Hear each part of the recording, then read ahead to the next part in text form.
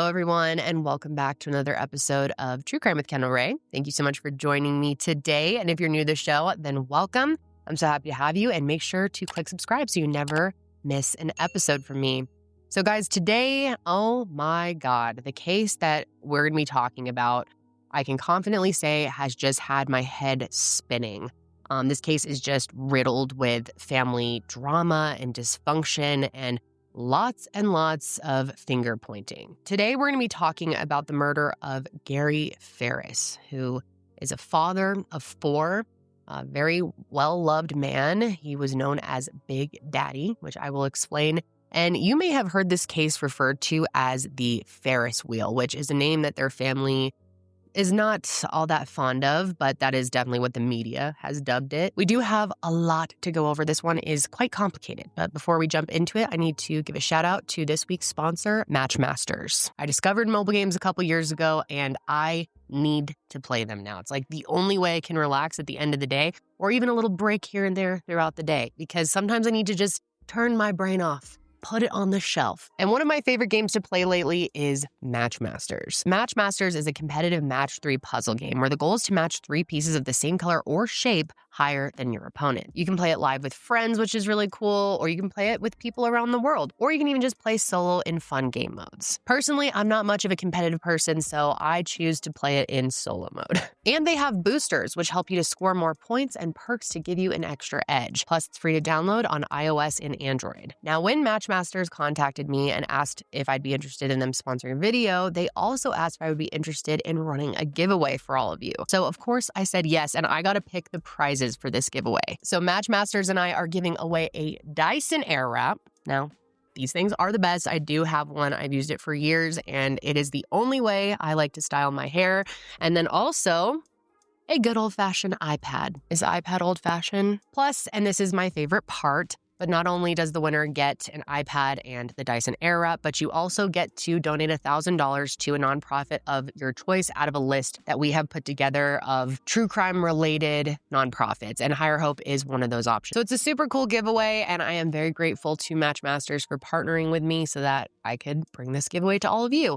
Now, I'm sure you're wondering, how do I enter? Well, you're going to need to download the game using my link, which allows you to join the Star Race giveaway. The player who earns the most stars wins, which I think is a really cool way to do a giveaway, to actually have you actively do something and playing a fun game like Matchmasters. So if you want the chance to win, download Matchmasters now using my link to unlock the giveaway and share it with everyone you know. So getting back into the case here, like I was saying, we're going to be talking about Gary Farris, and he was born on June 27th, 1960 in Tuscumbia, Alabama, to his parents Betty and Jean, along with his 3 younger siblings, John, Patricia, and Sherry. Now, he was a lot of things, but one thing that really stood out to me was just how everyone spoke about his work ethic and his drive. He received his bachelor's degree from the University of Northern Alabama and his Juris Doctor degree from the University of Alabama Law School. And while there, he was the editor-in-chief of the Alabama Law Review. And on top of that, like I mentioned in the beginning of the episode, he was a husband and a father. And he and his wife actually met when they were just teenagers, and her name is Melody. And by his sophomore year in college, the two of them were married and pretty quickly had their first child. Now, Chris was their firstborn son, but he was followed by 3 more kids, Scott, then Emily, and then Amanda. And while Melody was home with the kids, Gary was at the office. After graduating, he first joined the law firm Burr and Foreman as a commercial real estate attorney in Birmingham. And then in 2013, due to his success, he moved his family to the Atlanta area, where he was asked to open a new branch of the firm. And Gary was a hard-working family man through and through. I mean, I truly mean it. And when the kids were growing up, family vacations were always tied to places where he had work seminars, but despite his long hours and very demanding responsibilities, as you can imagine, he still made time to coach baseball teams and attend school events. He was still very involved in his kids' lives, and they said they remember their childhood as a very happy one for the most part. They had kind of the traditional setup, you know, a dad who worked to provide for them, and then a loving mother who took care of everyone. And Gary, like I mentioned at the beginning of the episode, was nicknamed Big Daddy because he was just this big, friendly guy who everyone adored. And when I say Gary was big, I mean that literally. He was like 6'5" and weighed about 300 pounds.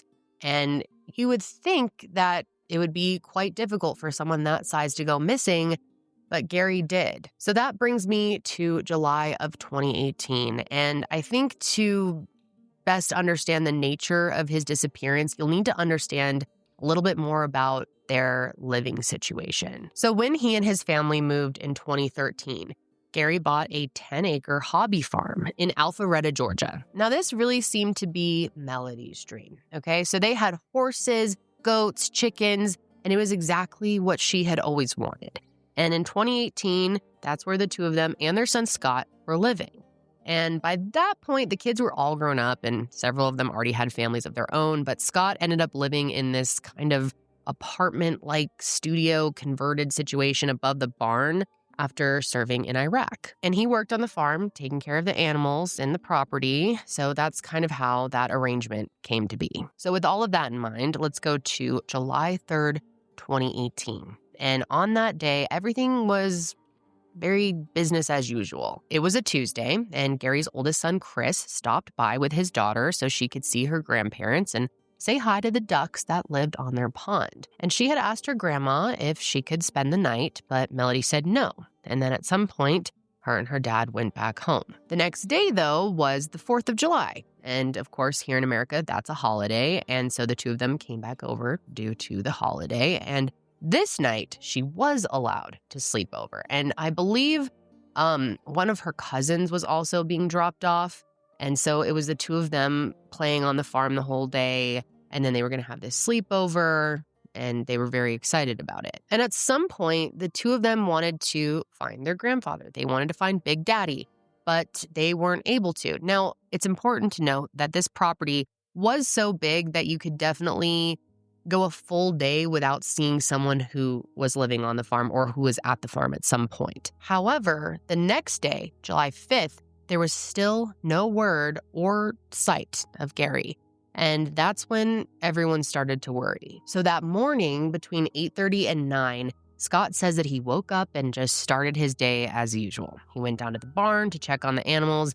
Then he got ready to leave the property to go get a haircut. And as he was on his way out, he noticed that his sister Amanda was sitting on the porch talking with their mom. So he decides to stop and say hi to them. And this is when Scott says that his mother Melody told him that they couldn't find Gary. Now, Scott didn't think that his dad could have gone that far because he could see that his RTV and his Mercedes were still parked at the house. And if Gary was going to go anywhere, he would have taken one of those two vehicles. Also, Gary's physical health wasn't that good. And basically, it was a well-known thing that if he was on the property, he was going to be using his RTV. So Scott figured he had to be close by. How far could he have gotten, right? But according to Melody, neither she nor Amanda could find him. So long story short, he decides to start looking through the house and see if he could find him or maybe even any indication of where he might be. And immediately there were two things that stood out to him. The first being his dad's CPAP machine was still next to his bed, which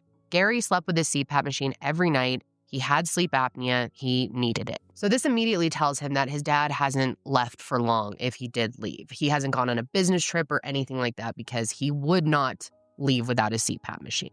And the next thing that stood out to him was the fact that his dad's wallet wasn't on the dresser, which, according to Scott, the only two places Gary kept his wallet was either in his pocket or on the dresser in the primary bedroom. Now, it's important that you know that the primary bedroom was not where Gary actually slept. And this is going to become obvious quite quick in this episode, but Gary and Melody's marriage was not a happy one at all. The two of them had sort of divided the house up. He actually had a whole different part of the house where he lived pretty much all the time. If he was home, he was there, or he was like out on the farm and stuff, but they were rarely spending time together. So he kind of had his own sort of man cave situation set up, and that included his own bedroom, his own living room space, and all of this was downstairs just off of the kitchen area. However, according to Scott, Gary still used the primary bedroom to store some of his things. But anyways, when Scott sees the CPAP machine and no wallet, he thought that was really, really weird. And then he thought it was even weirder when his mom approached him saying that she had the wallet. And I guess she told him that she had found it in his car. So at this point, alarm bells are starting to ring for Scott because it looked like his dad should be home, but he wasn't anywhere in the house. And like I said earlier, Scott felt like how far could he have gotten without his 2 vehicles and in the health that he's in? And he also knew that Gary wasn't in the barn because he didn't see him there all morning and he was there earlier. So initially, Scott's mind is going towards something has happened to Gary, like he's had some type of health episode somewhere on the property. Keep in mind, again, this is a huge property. He thought maybe he had a heart attack or something like that, and he was out on the farm somewhere. And to explain his health a little bit more, Gary was a smoker, and apparently he also drank like a case of Mountain Dew per day, so there was that. But in the years leading up to all of this, he had also developed what he had called these spells, where he would get very weak and just sick out of the blue. And no doctor could ever diagnose him with anything. And 3 months prior, he actually ended up in the hospital with one of these spells. So now that he's missing, like I said, Scott was worried that he was having some sort of health episode, one of these spells, something along those lines. And so after looking through the house, he gets onto the RTV and starts searching the property, which I can imagine would be a very, very scary feeling. And this is roughly around the time that Amanda ends up calling Chris to let him know what's going on. And he was actually already on his way to the farm because if you remember, his daughter had spent the night there, so he was coming anyway to pick her up. And his reaction was very similar to Scott's. He first wanted to know if his vehicles were there, and he wanted to know about his wallet and CPAP machine and if they were still at the house. And when he found out that all of those things were still at the house and Gary wasn't, he came to the same conclusion as his brother, worried that something happened to him and he is somewhere on the farm. So he rushes there to help everyone else look for him. Now, when he got there, he sees Amanda and Melody are sitting on the front steps outside the house. And so he, just like Scott, starts looking around the main house area. But eventually he makes his way outside. And when he does, he sees his brother and mom walking towards the tree line. And that's when something clicked in Chris's brain.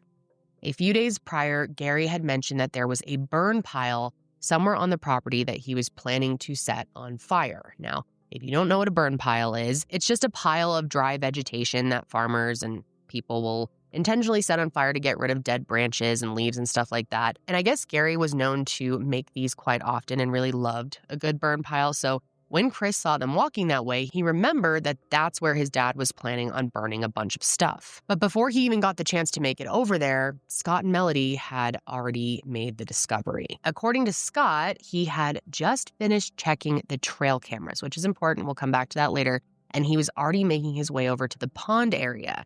And then he gets a call from Melody. She wanted to know if he had thrown a dead goat on top of the burn pile. And Scott said, no, I did not. And so as soon as he got over there, that's when he saw the bones. I guess he gently lifted up the corner of what looked like a skull. And as soon as he saw teeth and an eye socket, he just knew right away that this was his dad. Our father has come up missing, and we just searched the property. It was a small farm, and I just found something near the farm that doesn't. He was burning brush. Now there's stuff in the fire that it could be him. I don't know. All right, sir. We've been walking around looking for him, and I went where the fire is still smoldering. And I'm ex-military. I was deployed to Iraq. I've seen what burned up bodies look like, and this looks like a body. Okay. Now, shortly after this call, emergency services arrived, and considering Gary's body was almost entirely ash and bone, they could tell that the fire had been burning for a while. And right away, they began to investigate, starting with Melody. The lead investigator brought her back over to the house, and that's when she shared what she knew. Now, according to her, the last time she saw her husband was on the evening of July 3rd. It was around dinner time, and he had come into the kitchen asking if she was going to make them something to eat. But she says she told him that there was already food in the fridge and that if he wanted to eat, he'd have to go and get it himself. And she also mentioned that this was the night he lit the burn pile. Now, Melody said that she remembered telling him that he needed to put it out before he went to bed so that it didn't actually catch the whole property on fire. So he started the fire before you guys discussed anything? It was long about the same. I don't know. When we were in and out discussing all that, But yeah, I mean, at some point in time when we were discussing the gender and that kind of stuff, I said, why did you start that fire? And, well, what difference does it make? Well, because it's dry, it's 4th of July, it's, you know, I can give you 100 reasons. You set my house on fire once before. And I just told him, I said, Gary, you've got to watch that fire. And then after that, he walked downstairs and she figured that he was going to go check on the burn pile before going to bed. And according to her, that is the last time that she saw him. Now, as for the 4th, Melody said that she didn't see him at all. But she also said that it wasn't that abnormal to go a day without seeing one another, considering they slept in separate bedrooms and because the property was also so big. Although she says that the only reason that they slept separately was because his CPAP machine was loud. And she conveniently just leaves out the part where their marriage was in absolute shambles. But she did tell investigators about these spells that Gary was having and how sometimes he would spend entire days unable to do anything because of how sick he was. And she did make sure to mention that Gary was also a smoker who drank more than 12 sodas per day and that he was on blood pressure medication. And of course, all of that suggested that he may have accidentally just fallen into the burn pile during some kind of health-related episode. And her story had some overlap with Scott's, mainly that he had also last seen Gary on July 3rd, that the fire was lit that night, and that he wasn't a very healthy guy. However, those were the only similarities because it was clear right from the jump that Scott had a different theory about what happened, and he was quick to point the finger at his mom. And when I say quick, I mean quick. Within like 13 minutes of law enforcement arriving on scene, he mentioned that a gun was missing from the property and suggested that she may have something to do with it. And specifically, he said that he found a pistol in a cabinet drawer behind the couch in the downstairs living room. And when he went to look for it, it was gone. Now, it didn't take long at all before a discovery was made that seemed to support what Scott was saying. Okay, so while the scene was being processed, a fragment of a bullet was found lodged in Gary's ribcage. And of course, with this discovery, any idea that Gary had some type of health issue or one of these spells and had fallen into the burn pile went right out the window. And this was information that investigators kept to themselves at first. They first swabbed Scott and Melody's hands for gunshot residue, which did end up being negative for both of them, and then they brought them to the station to continue being questioned. And this was the point where investigators shared their findings. So Scott is the one that told us about a month and a half ago that he saw the pistol in the basement. The AT&T guy was there to do some repairs or to do something. He was trying to find the remote. Found the pistol. That pistol's not there anymore. Where Didn't know anything it was. about one. Didn't know anything about a pistol. So you were the last one to see Gary alive on Tuesday night. Right. Now, in her interviews, Melody swore that she did not hear gunshots the night of July 3rd. She did say she remembered hearing the sounds of fireworks and firecrackers, which, you know, is very common. Even the night before 4th of July or the whole week of 4th of July, I feel like I was hearing them every night, even where I live, like in the suburbs. But, of course, that could be a very convenient lie. And then when she was asked if Gary had any issues with either of their sons, she was very quick to point her finger at them. And according to Melody, it really just all came down to money. She explained that her husband was basically an ATM to Emily, Scott, and Chris, and claimed that all of them were stealing from and taking advantage of him. So all of their kids except Amanda. She said that Chris had been caught stealing checks from him and that Emily was married to someone who had been in and out of jail for theft. And I'm not sure if that meant stealing from Gary though, but anyway, Melody placed just a huge emphasis on the fact that her 3 kids were using their dad for his money and that it was causing a ton of problems within their family. And she specifically really emphasized Scott. She said that they had a bunch of tension and had recently gotten into a big fight. And when it came to guns, she said that Scott was the one who had a pistol. And she also pointed out that this pistol that he claimed was stolen from him years ago, but that she had seen one in the barn at some point. My dad had some pistols, but now Scott has them, and I don't know what's left of them. I don't know. Scott took them, he was in the military, and Scott took them and took them to Colombia, where he was.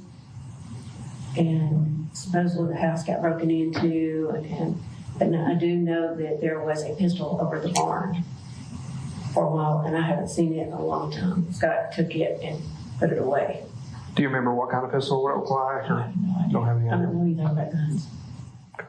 And she also made it sound like Gary was just finally fed up with all of their behavior and that he was going to stop being so forgiving when it came to their spending. And I guess there were text messages between Gary and his kids that alluded to him cracking down, which based on that, it sounded like this could have been a financially driven murder, with many of them having a possible motive.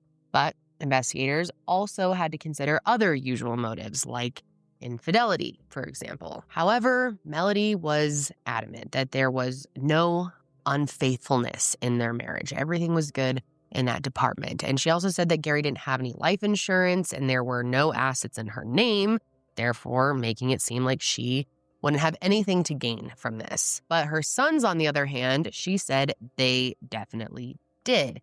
And Scott and Chris completely denied her accusations, though. Sure, their dad was very generous with his money, but they said it wasn't anything like what Melody was trying to make it seem. Scott, for example, says that he earned his dad's money by living and working on the farm, whereas she said he wasn't working at all and was simply mooching off Gary.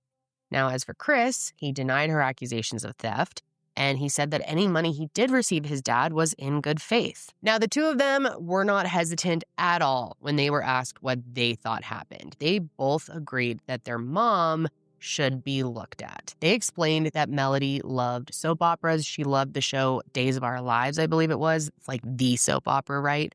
And she wanted to live the soap opera life. Like everything she did was very dramatic. And she was someone, according to them, remember all of this is coming from them, but she was someone that you did not want to piss off. And if one person upset her, they all took the brunt of it. And it took very little to anger her. Plus, according to Scott, there was that missing gun. So based off of their calculations and just their experiences and how they felt, all of this pointed to Melody. However, investigators did find it a little odd that Scott brought up this missing gun before he even knew that his dad was shot. And that is certainly weird, isn't it? They also found .38 caliber ammunition in Scott's dresser, which is the same caliber as the ammunition used on Gary. And to be clear, that's not to say it was a matching bullet. I don't think they were ever able to actually determine that, but it was the same caliber. Although, that being said, Scott explained that sometimes he and his friends would go out shooting and it wasn't uncommon for ammo to be left behind. And then another weird thing investigators noted about him was the fact that he had deleted all of the images from one of their trail cameras. So remember back when Scott was looking for his dad initially before they found him in the burn pile? One of the things that he did was go check their trail cameras. But apparently, when he didn't see anything suspicious on it, he just deleted the footage, which is undeniably very odd, right? It's very suspicious. But Scott said that it was just kind of a habit, that basically he was constantly deleting the footage to free up space on the SD card. And I don't have a trail camera, but I've talked to other people who have them. And if there's nothing interesting on the trail camera, oftentimes you delete it. So when there was nothing on the trail camera, but like a few squirrels and raccoons, he just erased it, which is weird in this specific situation. When your dad is missing, you would think you would just want to save that footage. And also you would think that you wouldn't even have the time or like the thought to delete that footage in that moment. But anyway, it's definitely not looking good that he erased it. And I'm sure you're starting to get the picture here. This investigation is quickly turning into a finger-pointing match between everyone in this family. And so in order to try and narrow down who could have done it, investigators really needed to start by trying to understand the timeline of when Gary's murder took place. And the boys were able to help add context to this timeline. So, like I said earlier, Chris had come by on the 3rd to let his daughter hang out and play. And he says that he last saw his dad around 4:45 p.m. And if you remember, Gary mentioned to Chris that he was going to light that burn pile, which was also corroborated by Scott. He says he last saw his dad that day around 1 or 1:30 p.m. at the Cherokee Ranch restaurant.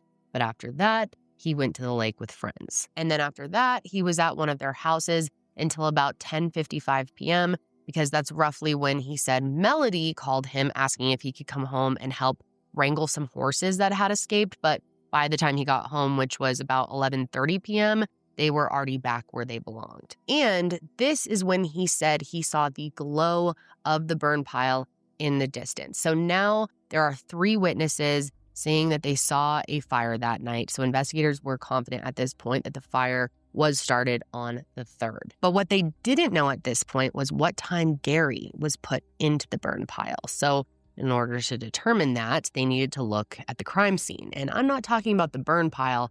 I'm talking about 100 yards away inside the house. So based on blood evidence they found inside the house, investigators thought this is where the shooting took place. However, since this was a suspected shooting, you might think that there would have been a decent amount of blood somewhere, especially considering that there wasn't a bunch of blood found in or near the burn pile itself. But when investigators did Blue Star testing inside the home, the blood they found was minimal. But of course, minimal isn't nothing. Droplets of blood were found in the kitchen leading down the stairs towards the basement area where Gary, as I explained, spent most of his time. There was also some blood found on the wall by the front door and evidence that some blood had been cleaned up, although it wasn't clear how much. But that wasn't all. While they were processing the downstairs living room area, a crime scene investigator found a spent bullet casing at the edge of the rug, which further suggested that he was shot inside. The odd thing, though,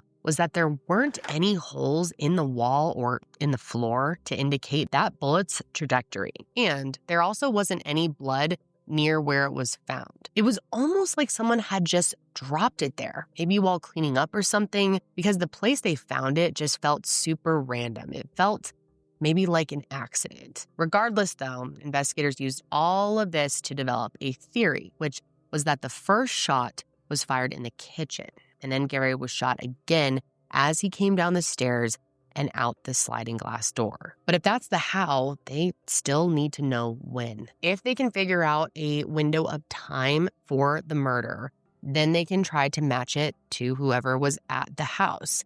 And interestingly, Gary's CPAP machine ended up being a big help. It turns out that this machine recorded user data, and it was able to determine that he hadn't used the machine on the night of July 3rd. It also showed them that he normally went to bed between 11 p.m. and 1 a.m., and also that he never went a night without it. And because he didn't use it, they were now certain that he was killed sometime on the night of the 3rd. And knowing that Gary's phone was tracked to a restaurant that night, which placed him back at home around 9:30 p.m., they think that he was killed sometime between 9:30 p.m. and 1 a.m. And the only 2 people that we know were home that night were Scott and Melody. Of course, that being said, Scott, as he explained, wasn't home until 11:30 that night. And Scott's story about his timeline that night definitely checked out because a surveillance camera outside of his friend's house captured him leaving just around the time he said 10:55, and it was about a 30 or so minute drive back to the farm. Still, though, of course, that doesn't rule him out. And after all, if Gary was shot in the house but then ended up on the burn pile, he had to have been placed there. And considering how small Melody was, it's hard to conceptualize, at least at first, how she could have gotten her 300-pound husband all the way out there. But Scott, on the other hand, made a little bit more sense because he was built a lot more like his dad, so in theory, he would have had the strength to move him. But there was something that he and Chris had told investigators that made it difficult for them to turn their attention away from Melody, and that was the name Ted Wiley. Big shocker here, but it turns out that Melody was not honest with investigators when they asked her if she had an affair. Turns out that she did have an affair with this guy named Ted, who had been dating Gary's sister for over 20 years. And this wasn't a 1 or 2 time situation, okay? She would spend weeks at a time with him, and it was actually no secret to Gary. So it's surprising she tried to pretend that there was never any unfaithfulness, because it was pretty easy to uncover this. And to make matters worse, she had also secretly withdrawn a $50,000 home equity line of credit without his knowledge, which he eventually did find out about and is what prompted him to file for divorce. She had been away with Ted for quite a while at this point, and Gary had enough. He wanted a divorce because, quite frankly, Melody sucks. But somehow, you guys, this wicked witch was able to convince Gary to stay with her, and he withdrew his petition to end their marriage, and he basically just told their kids that they needed to forgive her as well. And so they did. And the reason I call Melody a witch, I call her a witch for so many reasons, but I feel like she also had some type of spell over Gary because it sounds like he even bought the farm for her. As I mentioned, that was really her dream, to have this big farm. And he did that. He bought the farm after all of this had happened in order to try and save their marriage. But he was never able to fully trust her again after this, of course, because why would he? And because he didn't trust her at all, investigators found out that Gary had been tracking her spending because he was worried that she was out spending his money on other men.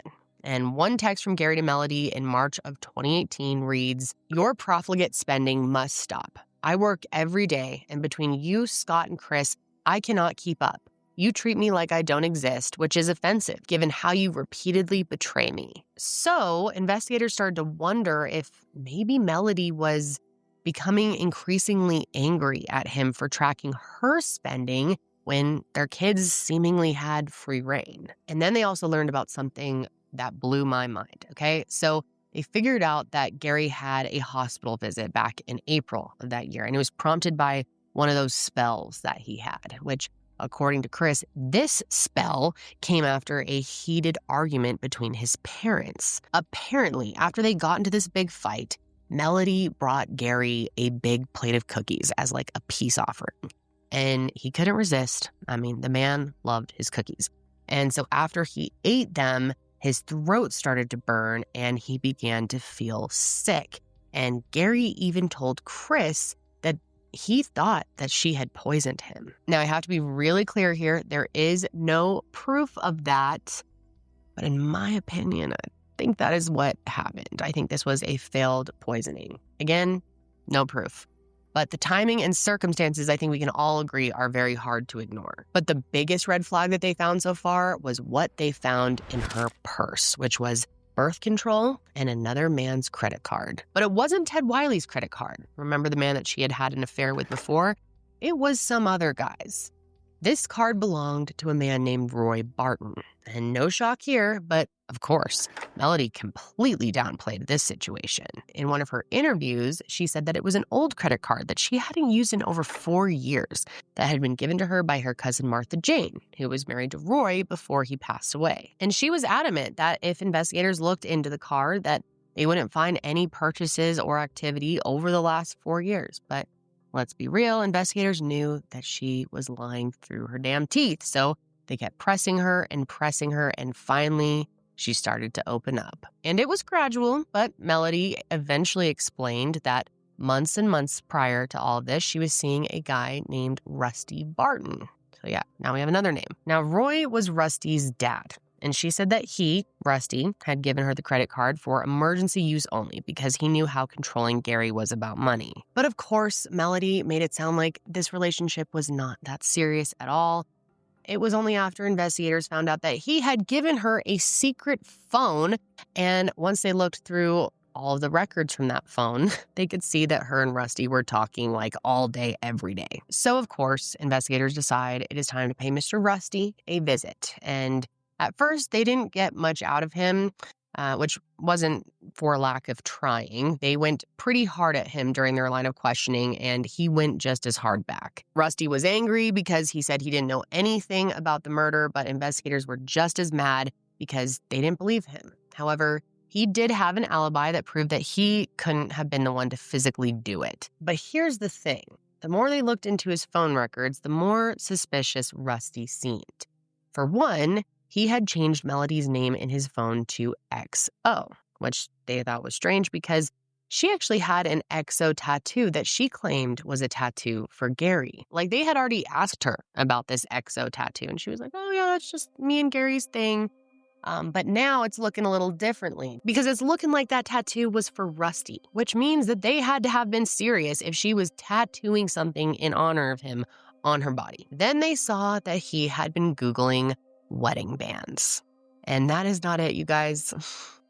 Man, I gotta say, I am just continually blown away by how people are so dumb when it comes to Google searches. This one really was excellent. Thanks, Rusty, for the laugh here, because he Googled, if the police have a cell phone number, can they get all your text messages? And how police get your text messages. So at this point, not looking good for Rusty. And of course, he does have an alibi. He couldn't have been the one to physically do it, but investigators felt like he had to know more than what he was saying, and therefore they wanted to keep a close eye on him. And not long after this interview, they found more evidence proving that he had lied. He had initially told them that he had last spoke to Melody about a week before the murder, but they found that he spoke to her 3 times on July 3rd for a cumulative 114 minutes. So, of course, they end up going back to Tennessee, where he was living, to question him a second time, because this is not looking good. And this is when they struck gold. Get this, you guys. Rusty ended up telling them that during a phone call with Melody around 2 a.m. on July 4th, she told him that Gary was in the burn pile. Let's talk about that conversation that you feel. So probably the last minute of the last conversation, she said, Gary is in the burn pile. No, she said, he is in the burn pile. And I said, what? And she said, he's in the burn pile. And I said, do not say another word and do not tell me anything. I do not need to know. Now, if you remember, Gary wasn't found until the 5th. On the 4th, she's acting all confused, doesn't know where he is, hasn't heard from him. The kids are looking for him. So the fact that she allegedly told him this on the 4th, that he's in the burn pile, it would suggest that she knew that he died before anyone else. And of course, this made Miss Melody the prime suspect real quick. And they thought that now they had Rusty on their side because he had agreed to record their conversations going forward. But this dipshit ended up telling her that the police were recording them, and then he bought her another phone so she would feel comfortable talking to him. That's right. He clearly just didn't give a shit that he was suspected of murder, because they continued to date one another and speak all the time after all of this. And it turns out their relationship was a terribly kept secret. Turns out the two of them had known each other forever, but they had become romantic in 2014 when Melody started taking care of her second cousin, Martha Jane. And Martha Jane was married to Rusty's dad. And remember, Martha Jane, she comes back into things later on in a very big way. Now, long story short, Rusty's dad had gotten sick, and so did Martha Jane. So Melody started going to Tennessee to take care of them. And this is how she ended up with Roy's credit card. Roy, as a reminder, is Rusty's dad. But then her visits became personal, if you know what I mean. And everyone knew that she was doing this, including Gary. And get this, you guys, when her daughter Emily got married in 2016, Melody invited Rusty to the wedding and spent most of that evening dancing and flirting with him. And if you're watching this episode, take a look at this family picture from the wedding. I mean, the looks on Gary and Melody's faces really just say it all. And as he should have been, Gary was super disturbed by it all, but he didn't want to ruin his daughter's day because he was a good dad. And so he sort of just had to suck it up and let it happen. But yeah, by this point, she is definitely number one suspect on their list. And investigators continued to interview the kids to collect more information about her. And they were able to learn just how angry she was with Gary seemingly all the time and how little it took to set her off. In fact, just 2 days before he vanished, Scott said that his mom came screaming out of the house, yelling at Gary for leaving a dirty plate downstairs. So when he says little things set her off, they all were saying little things set her off. That's a great example of it. A dirty plate sent her over the fucking edge. She literally smashed it on the ground and said, I can't wait until that man's dead.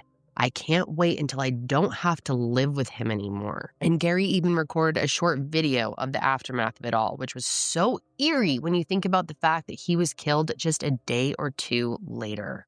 When you leave a plate, forget to take it upstairs.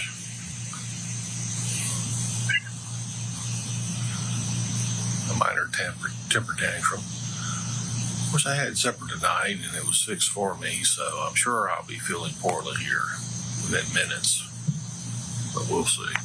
This is just heartbreaking and so scary. I mean, the fact that he said he'll probably start feeling sick after eating her food, literally, dude, makes the hair on my arms stand up because Gary knew that she wanted him dead. And the reality is, Melody stood the most to gain. Even if Gary had become more critical of their children for spending his money, it wouldn't make sense at the end of the day for any of them, especially Scott, to have him killed. In the state of Georgia, Melody would have legally obtained the property in the event of his death, and the property is what she said he was after. And clearly, they didn't have the best relationship, to say the least, so if Scott was the one to kill his father, he would have just been sabotaging his own life, because his mom definitely wouldn't have continued to let him live there with such financial freedom, right? The dots were just not connecting, logically or physically. And listen to this. When investigators pinged Gary's phone to try and get a better understanding of the timeline, they saw that his phone had movement at 5:52 a.m. on July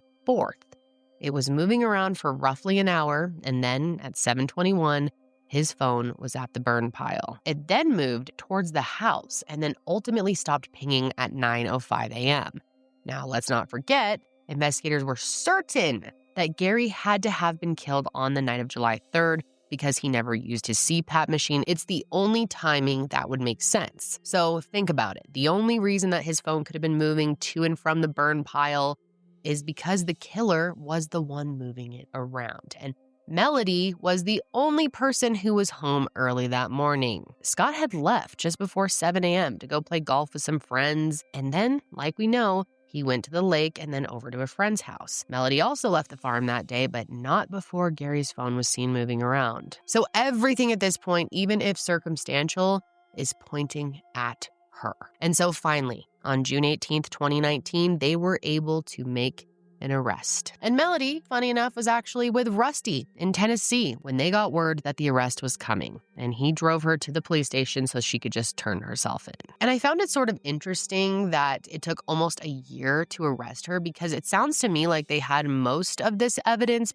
pretty early on, but I guess the real holdup was the autopsy. And it's just horrible to think about, but because of how badly burned his body was, because he was out in that burn pile for so long, it took a while for them to make a positive identification on him and confirm his cause of death. But once they got that, though, they arrested her for malice murder, felony murder, aggravated assault with a deadly weapon, concealing the death of another, and making false statements. And honestly, it was really Rusty's admission of what Melody told him about Gary being on the burn pile that convinced them of her guilt. And I'm sure Melody was pissed at Rusty for that. But at the end of the day, getting justice was not easy, and it did not come fast. It actually wasn't until October of 2024, so almost a year ago now, that Melody went to trial, which was over 6 years since the murder took place. During that time, she was out on bail, living her life, and the Farris family became even more divided than they were before. Scott, Chris, and Emily all agreed that their mom was responsible for the murder of their dad, whereas Amanda, the youngest, didn't waver in her support for their mom. Which is really interesting when you think about it,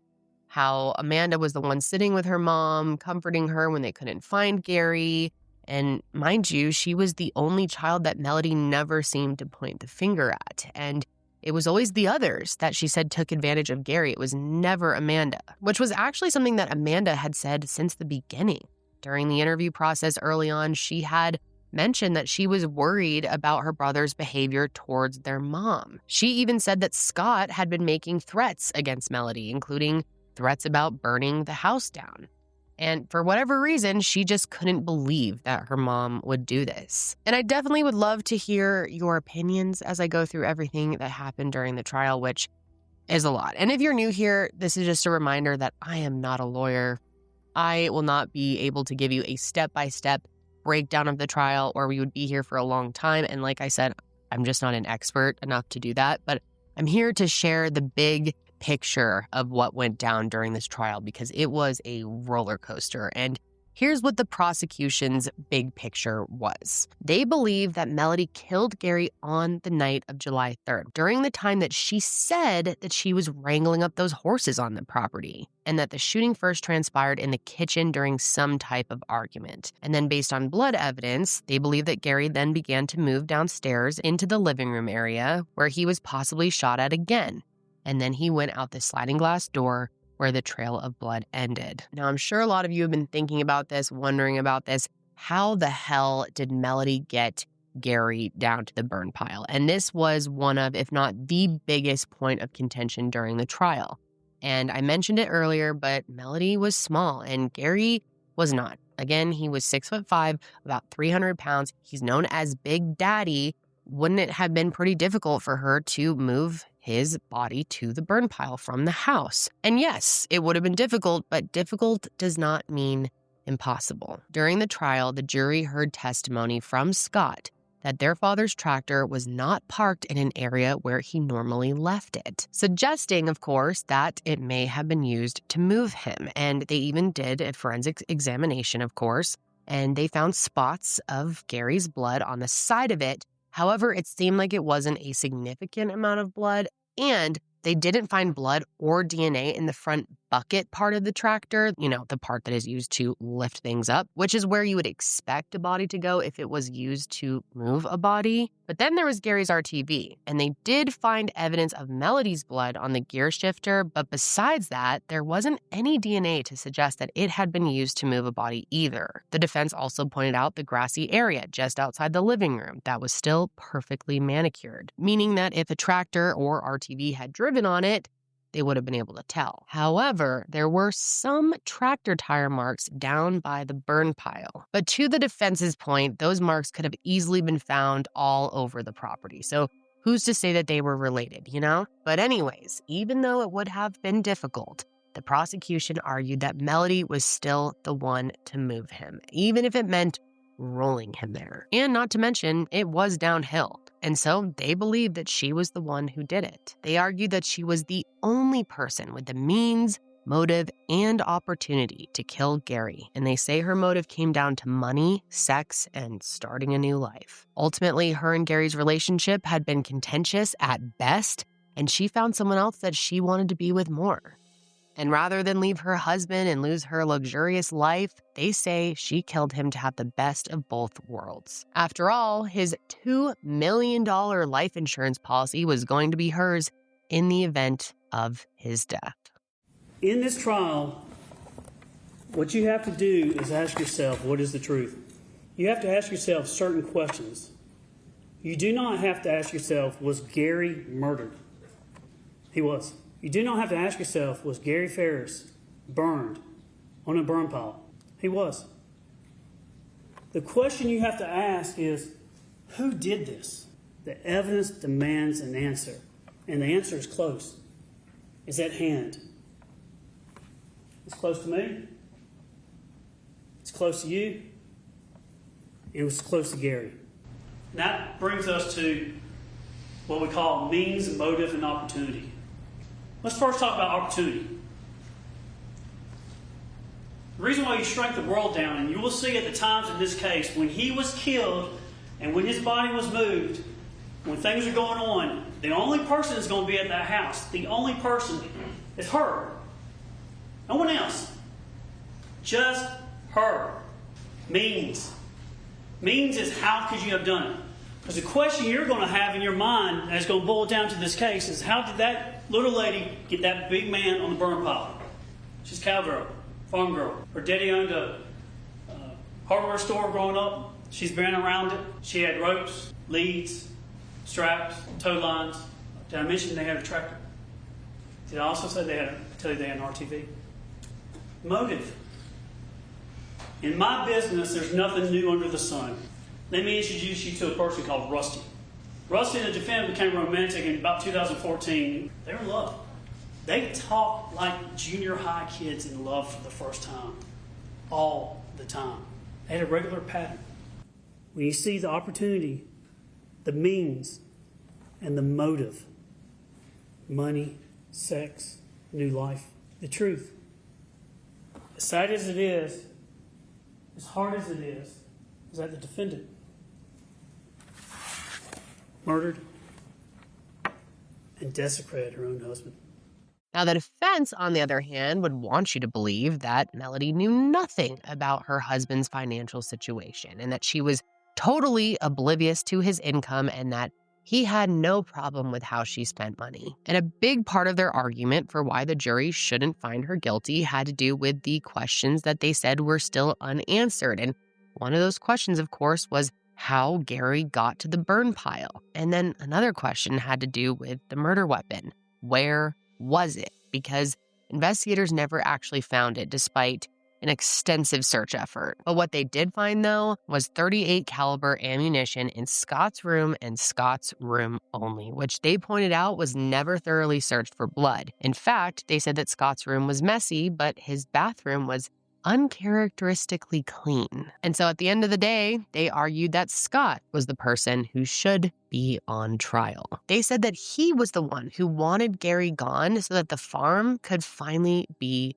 his. And the one thing they pointed to a lot was how quick he was to call it a homicide. And if you remember, he had mentioned a missing gun before a bullet was even found in Gary's ribcage. And then, of course, all of us and the jury have to consider the fact that Scott definitely would have been able to move the body far more easy than his mom would have. And not only that, they also pointed to how suspicious it was of him to delete that trail camera footage that I told you guys about earlier. On top of that, the defense was adamant that investigators acted with confirmation bias and only looked for evidence against Melody because that's who they wanted to be guilty. They even said that there was a perfectly reasonable explanation for the blood drops that were found inside the house. According to the defense, those droplets came from Gary being bit on the ankle by a dog. And considering how little blood was actually there, they said it wouldn't be reasonable to assume that it came from a gunshot wound. Now, one thing that I did find to be particularly interesting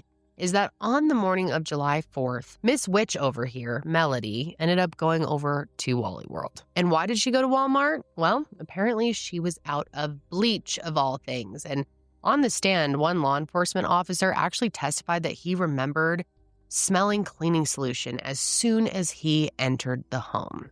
And his testimony was one of many powerful ones that was given throughout the trial, including testimony from their neighbor, Terry, who said that in 2016, Melody texted her, quote, "I hope he dies alone and a gruesome death." The jury also learned that she told Chris there was no point in having a funeral because, quote, "Why have a funeral when there's nothing left?" Melody was just incredibly cold when it came to her husband dying and the things she said about wanting him to die leading up to his actual murder. And just how cold she was reiterated through her kids' testimony. Chris, Scott, and Emily all took the stand to testify against their mom and made it clear there were long-standing marital issues. Each of their testimonies reflected a very troubled marriage and family life, namely due to the actions and infidelities of their mom. And Chris literally said that his dad once told him that every day of his life with Melody was the worst day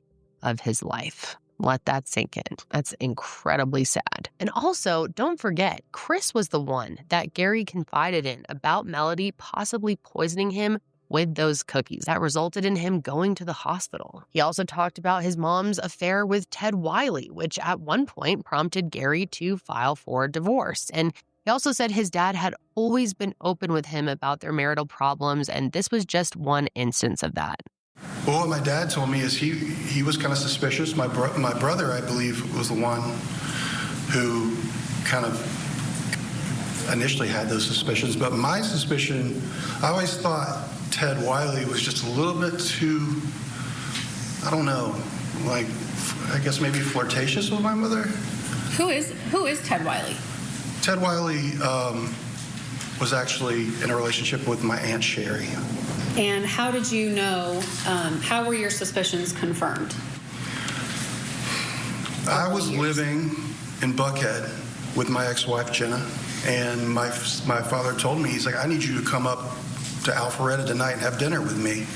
I said, okay. And he sat me down and he said, Chris, I don't think we're going to be able to have Christmas this year. And he began to explain that, why we wouldn't. He told me that my mother had withdrawn, I believe, $50,000 from a home equity line of credit without his knowing about it, and he told me, I don't know if we're going to be able to have Christmas this year because of this. At any point, did your mom leave your dad? Yes. Can you tell the jury about that? She would leave and be up in Florence, Alabama for months at a time. Weeks, sometimes months. How did you know where she was going? My father would tell me. Was that around the same time as the Ted Wiley Yes. affair? Okay. Mm-hmm. Is that what prompted your dad to file divorce papers? Yes.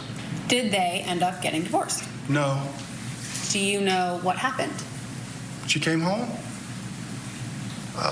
He called me one day and said, she's coming home. I want you to forgive your mother and accept her back. And did you do that? I told him I would. And as we know, he suspected that his mom had something to do with the murder very early on. They told me that they found a bullet in my father's rib. And now this was being treated as a homicide. And there were some follow-up questions, and they asked me, who would anybody ever benefit from your father being killed?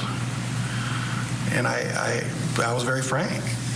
I said, well, yeah. I mean, my mom and whoever he's related to as far as financially. I mean, at this point in time, my brain had kind of already switched to thinking something had happened to him that wasn't falling in a fire. Why did it switch? Because of my mother's behavior when the police were there and just how she was acting. What was that behavior? How was she acting? Just not like somebody whose husband had just been found in a burn pile. Now, as for Scott's testimony, there was obviously a lot to be said. And to summarize it, he spent a lot of time speaking about the events that took place between July 3rd and July 5th, which included the moment that he discovered his dad's remains. And I've just got to say, being the one to discover your dad's remains in that condition is just horrendous beyond words. I feel so bad for Scott. In one of his interviews, he was talking about how he wouldn't wish that experience even on his worst enemy.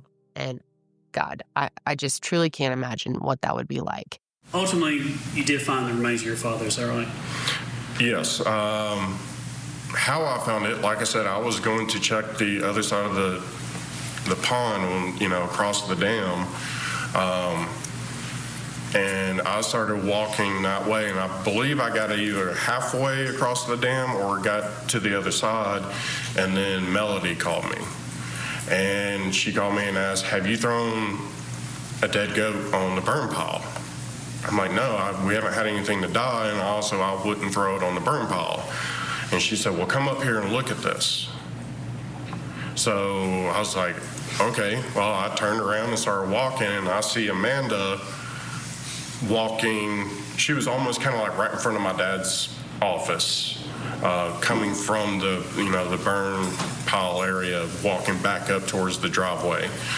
She was walking there, and Melody was standing over near the burn pile. And I walk up and look, and I can already start seeing bones. And then I look down, and it appeared to me that it was the inside of a skull. The backside was gone, and you can see like the little blood vessels, I think it was, but it didn't look like a rock or something. So I grabbed a very, very small corner of it, and I lifted it up just enough to where I saw teeth in the eye socket, and I immediately put it right back. And, I was crouched down, and she was standing right there next to me. And I raise up, I put my hand on, across her chest and push her back and go, "These are human remains. I am calling 911 right now. Nobody's allowed down here." And one thing that Scott really made clear is that his mom's reaction to all of this just was not normal. And I think we can all agree.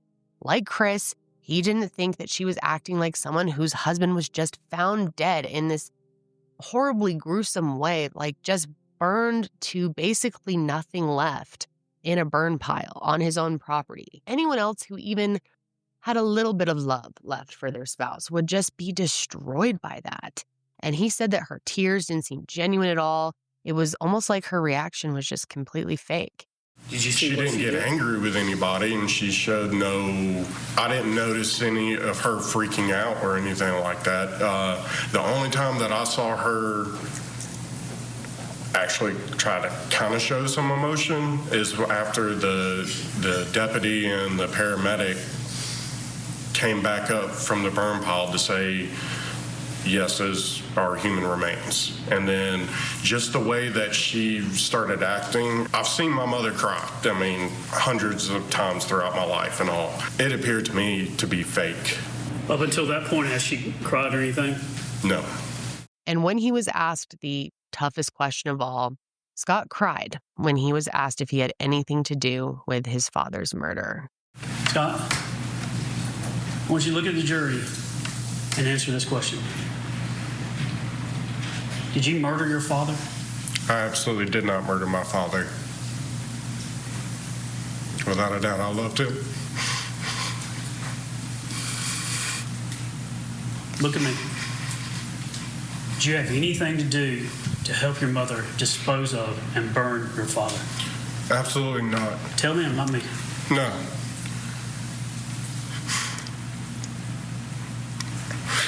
Like I said, I love my father. He was the backbone.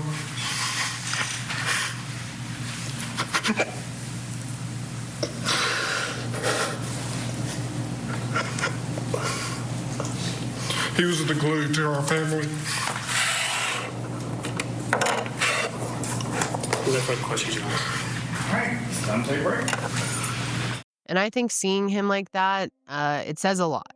My heart really, really goes out to Scott and everything that he's been through all of this. It's just horrendous. Now, when Emily testified, she talked a lot about their marital issues as well, including testimony about the affair with Ted Wiley. She also discussed the $50,000 home equity line of credit that her mom took out without Gary's knowledge and how things were really never the same after this. And one thing that I thought was really interesting that she shared was how her mom was very insistent that she hand over the letter from the coroner that confirmed his death, because this letter could be used to claim his $2 million life insurance policy. And then, of course, Emily had to describe the painful moment when she found out that her dad was missing. She was living in Tennessee, and she had gotten a call from Chris, so she left work, grabbed her husband and their daughter, and they drove to the farm as fast as they could. And Emily remembered actually having a strange feeling because on the 4th, she had sent a picture of her daughter in a family email thread, and Gary never replied, which was very unlike him. He loved his grandchildren, he loved his kids, and so he always replied to pictures of them. And she even said that Melody was asking her if she had access to Gary's bank accounts while he was still missing, and her obsession was just hard to ignore. And Emily described her mother as being hostile about it after his death. But her opinion, and the opinion of her brothers, was definitely not shared by their sister Amanda, who testified for the defense. I will say it seems that Amanda was torn at this point, and of course that's just my opinion based on her testimony. It doesn't seem like she was outright saying that her mom was innocent no matter what. Her testimony was more like, I'm going to believe she's innocent until she's proven guilty. And it's fair to say that you're biased in favor of your mom? I wouldn't say how I'm biased in favor of it. I believe that somebody is innocent until they're proven guilty. So would you say that you do believe in your mom, though? She has told me that she's not guilty, and all I can do is believe that until somebody can prove she is guilty. So I would like to believe that my mother had nothing to do with this. She also talked about her siblings' habits with their parents' money, including Chris's alleged stealing and how Scott leached on them. And she did corroborate that dog bite that the defense said Gary sustained. Amanda's testimony was honestly really emotional because you can see how torn up she was about this. She said that she lost her whole family that day. And regardless of who she believes or what she believes, my heart truly goes out to her because it's a hard situation to be in, and she did lose her whole family that day. I understand wanting to believe someone you love, especially your parent, couldn't have possibly done something so horrific to your other parent.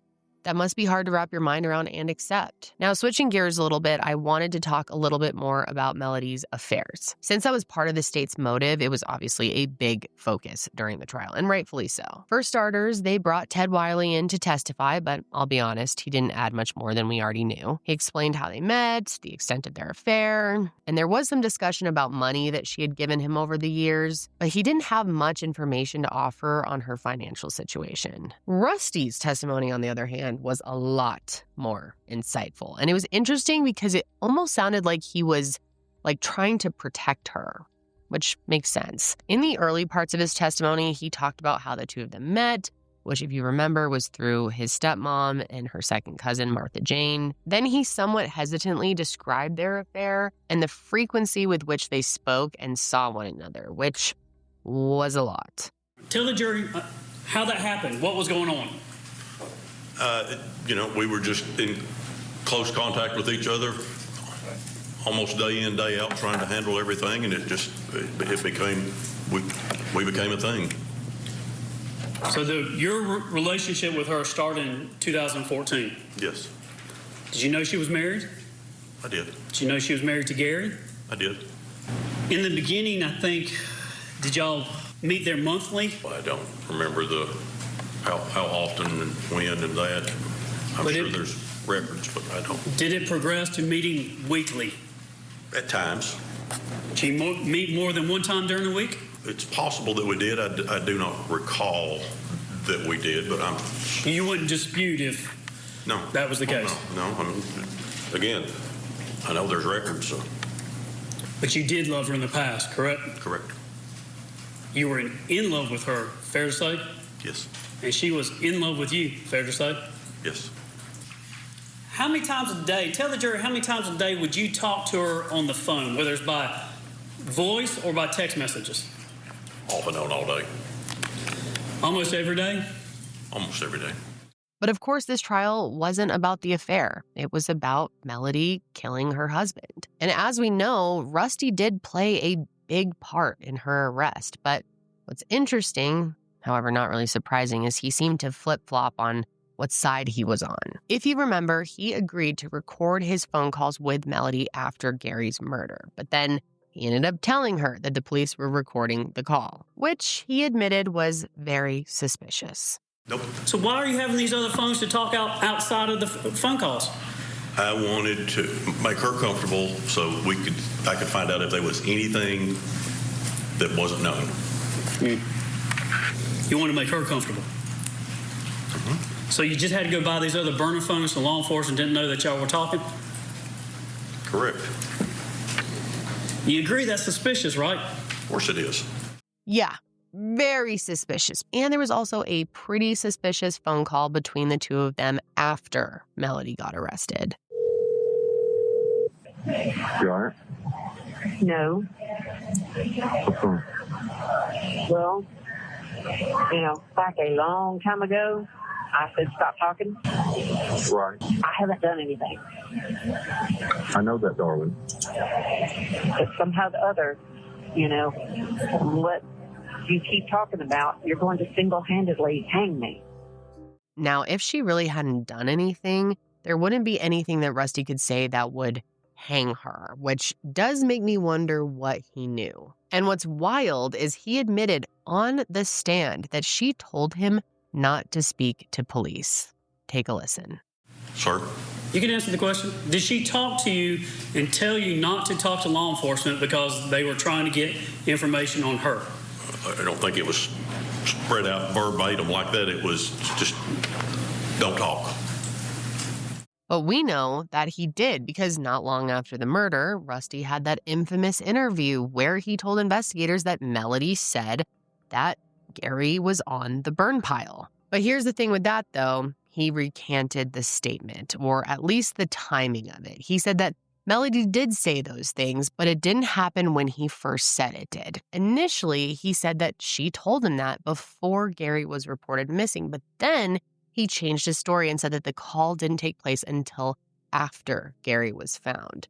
And I think the timing of it obviously matters a lot. And he recanted that statement just a day after the jailhouse call that I just played a minute ago. Take a listen. On July 24th, 2018, while meeting with your attorney who was present, and Detective Hayes and Sergeant Pope, you told them that the defendant, probably the last minute of the last conversation, she said, Gary is in the burn pile. No, she said, he is in the burn pile. And I said, what? And she said, he's in the burn pile. And I said, do not say another word and do not tell me anything. I do not need to know. Those were your words to law enforcement in July the 24th of 2018. Is that true? Yes. And at the time that she made the statement to you that you said she said, on July 4th, about 2 o'clock in the morning, Gary had not been reported missing yet. Isn't that true? Yes.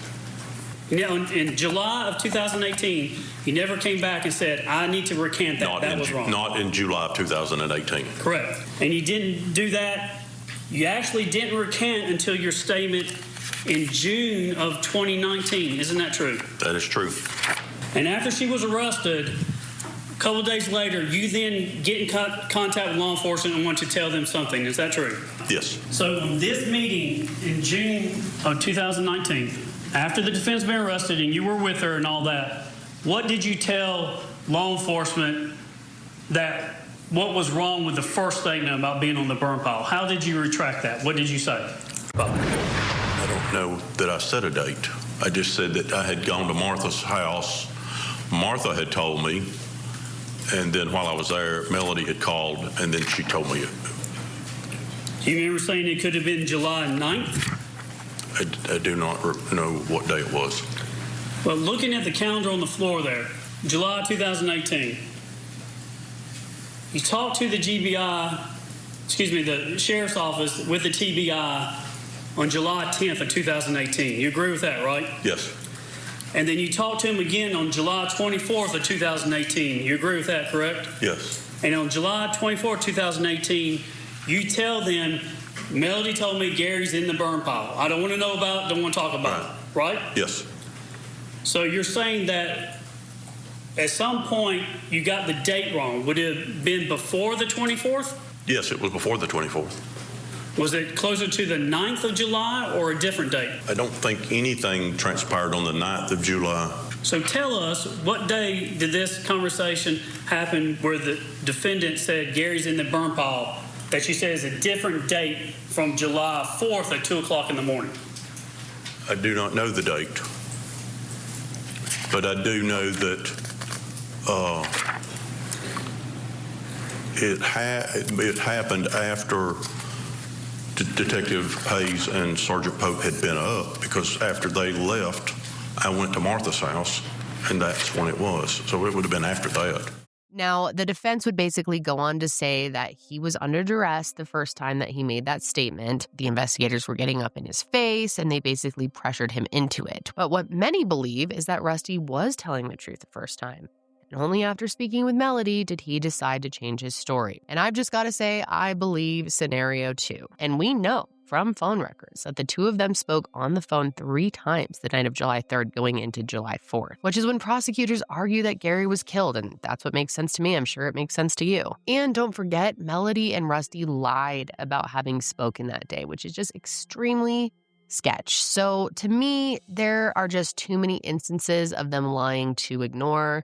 And the truth, at the end of the day, if it is the truth, it isn't hard to keep it straight. And really, guys, the truth is Melody and Rusty were starting to plan their life without Gary around. Now, I'm sure there will be varying opinions on whether or not he knew, which is fair. I mean, I'm not totally sure either way, but I do think it's safe to say that Rusty was anticipating Gary's death. He told the jury that Melody told him that Gary had esophagus cancer, so they were starting to discuss what life might look like together once he died. There was talk of wedding bands and also that they were going to wait 6 months after his death to start dating publicly. And it's possible that Rusty really believed this whole cancer bit. Plus, it's not like he was ever charged with anything to suggest that he was in on it. So I definitely want to hear your opinions on that one, because just because he wasn't charged doesn't mean that he wasn't involved. But there's just not any evidence to show that he was. But like I said, though, it's clear, in my opinion, allegedly, Rusty knew that Gary's life was coming to an end. Whether he knew how that was going to happen, I don't know, but he knew. Regardless, though, I do think his testimony actually helped the prosecution quite a bit, even though he was pretty resistant with some of his answers. And I know this has been a long episode, so thank you for sticking with me, but we still have 2 more witnesses to go over, and this next one is going to shock you, and the witness is Martha Jane. Now, it may not sound like Martha Jane's testimony would be super shocking, but oh my God. Because the shocking part is that she wasn't slated to testify, as in, that was never the plan. She had actually been at home just watching the trial on TV, and she ended up calling the sheriff's department because she believed that Rusty misspoke on the stand. At one point, he had been asked about his guns, and he said that none of them were missing. He also said that no guns were missing at Martha Jane's house either. But she said that that was not true. In the midst of the trial, she gets in contact with the investigators and says there's something heavy on her heart she's got to share. And then she eventually shared it with the jury as well. And that information was that a .38 caliber pistol was missing from her house. Now, this gun was actually a gift from her husband in the 70s, and Melody was one of the few people who knew where it was. Now, the defense did try to argue that Martha Jane was just lying on the stand because she was embarrassed to learn about the affair on TV. But that seems like a pretty aggressive thing to lie about, if you ask me, even if she was pissed about the affair. And unfortunately, we may never know if Melody took that gun or not, seeing as the murder weapon, to this day, has still never been found. And lastly, I need to mention a woman named Angela Phillips, okay? So she was Gary's longtime secretary, and she also took the stand. And there were 2 notable things that she said that I just had to mention. So one thing that she mentioned was that after Gary died, Melody called her to say that Gary had one of his spells and fell, suggesting that his death was accidental. But she said that just didn't make sense to her. She claimed that even though he would get unexpectedly sick, it was never to the degree that he would have fallen into a fire and then been unable to get back out. Like, he was weak at times, but not that weak, which leads me to the next thing that Angela said. And this is so eerie, but she said that Gary once told her, quote, "You'll know what to tell Dateline if I die mysteriously." I mean, come on, isn't that just wild? And then his case was covered on Dateline, which is, oh my God, insane foreshadowing if you ask me. And she did have more to say, but those 2 things were definitely what stood out the most. Now, for closing arguments, everything was pretty standard. The state was strong in their conviction that only Melody could have done this, and the only outcome that makes sense is her being found guilty. And the defense continued to reiterate that there were too many questions unanswered and too much reasonable doubt. During closing, though, there was this reenactment, if you will, where the defense attorney brought in these big bags of salt. He very dramatically throws them all down into this burlap bag to emphasize how heavy they are, and then he starts pulling on them. And he only gets a few feet before he throws his arms up and says, "That's all I got," and acts like he can't catch his breath. And his point, of course, being that it was hard for him, a 180-pound man, to drag something that weighs 320 pounds. And obviously, he's making the argument that if he's struggling to do it, how could Melody have moved Gary's body 100 yards? Take a look. This is 320 pounds. I am 185 pounds.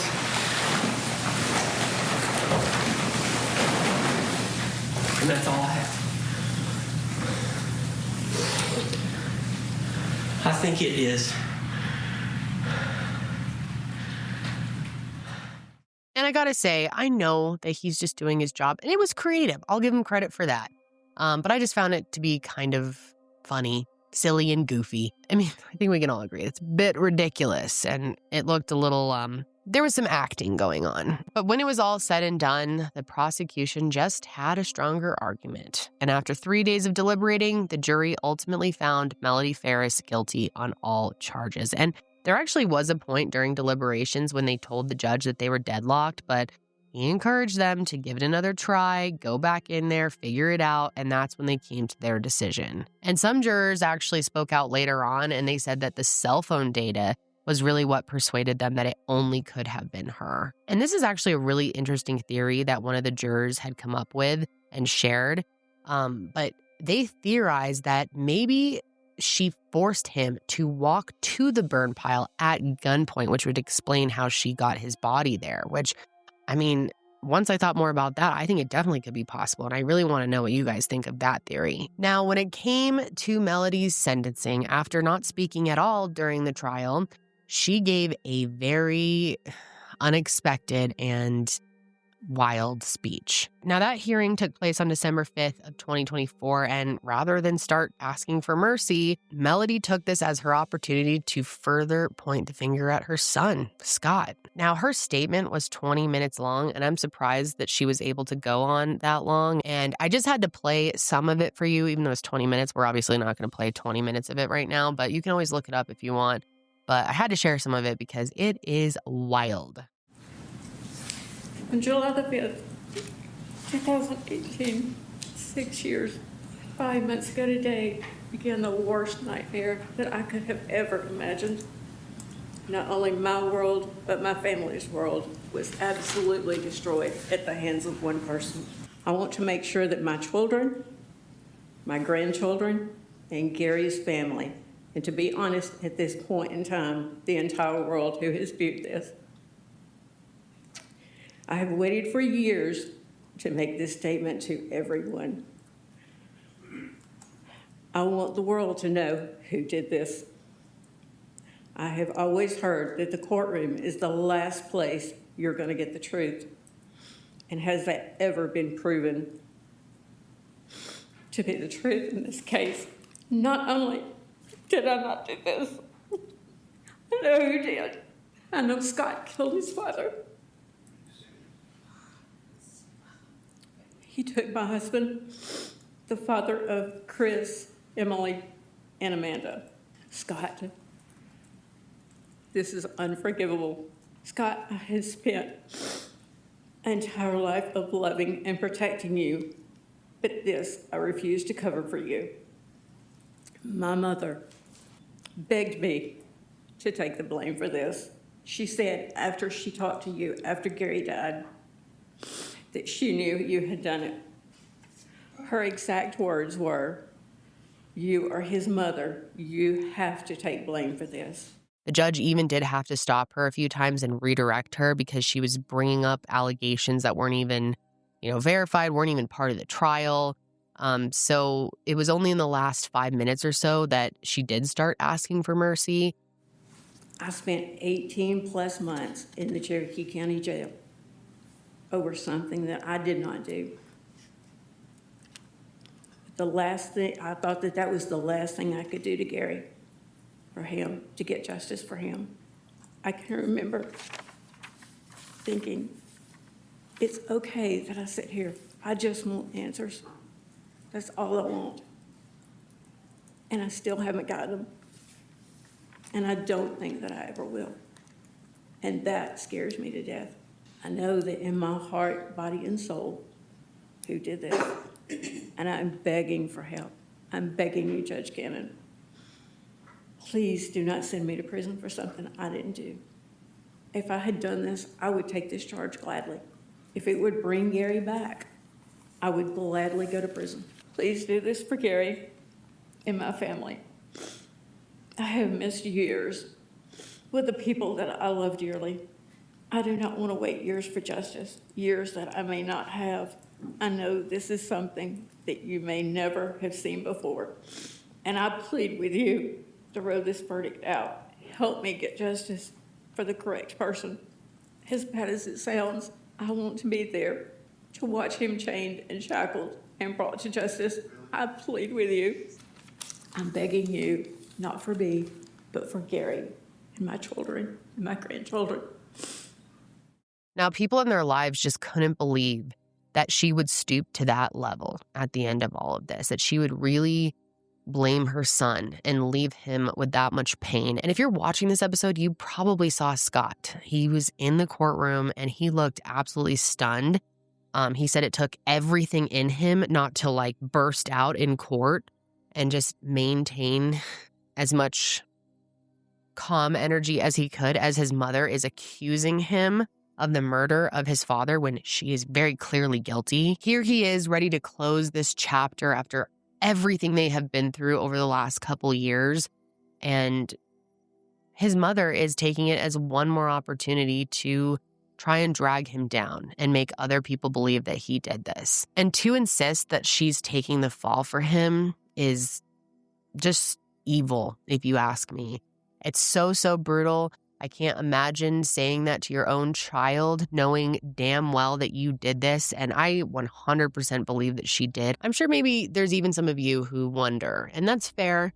In my heart of hearts, in my brain, I guess I could say, I don't know. I feel very strongly that she is responsible for Gary's murder. So for her to sit there and try to put all that on her son as probably the last interaction that the two of them will ever have, yeah, it's just evil. I don't think there's any other word for it. And luckily the judge saw right through that bullshit. And in the end, he sentenced that witch to life in prison with the possibility of parole in 30 years. But she also received an additional 5 years for concealing his remains and 5 more after that for making false statements. So even with her parole eligibility, she'll be well into her 90s before she even got the chance to be released. So chances are she's getting life in prison. She's not going to see another free day, or at least I truly hope that that is the case. And of course, because she's Melody, she is still maintaining her innocence to this day. And she said that she's not going to stop fighting until the truth is revealed. Now, what's interesting too is the lead detective on the case said that as soon as she was found guilty, all of a sudden she started making up all these crazy things about Scott, which sadly doesn't shock me, but my heart really hurts for Scott that his own mother is willing to do that, knowing damn well what she did. And of course, we do see people doing that a lot as some sort of last-ditch effort, but it just hurts when it's your own mother. Now, this has been a very long episode, so thank you to all of you who have stuck through till the end. I really want to know your thoughts on this one because I have so many. I had to kind of limit my commentary to some degree, or else this just would have been an unbelievably long episode. And I'm not going to end here with some big outro since we've been going long enough, but like I said, I really do want to know your thoughts in this case. So sound off in the comments. And I guess what I want to know the most is, do you think they got the right person? Or was this investigation botched like Melody said? Do you think Scott is actually the one who killed his father? I gotta say, I strongly disagree with that right off the bat. And I just feel bad for Scott that he even still has to deal with those allegations, but if you feel differently, I want to know why. So let me know and let's have a chat in the comments because I'm eager to know what you think. But that is going to be it for me today, you guys. I will, of course, be back next week. Sorry, I'm getting really tired. That was a long one. But I'll be back next week to discuss another case. And until then, stay safe out there.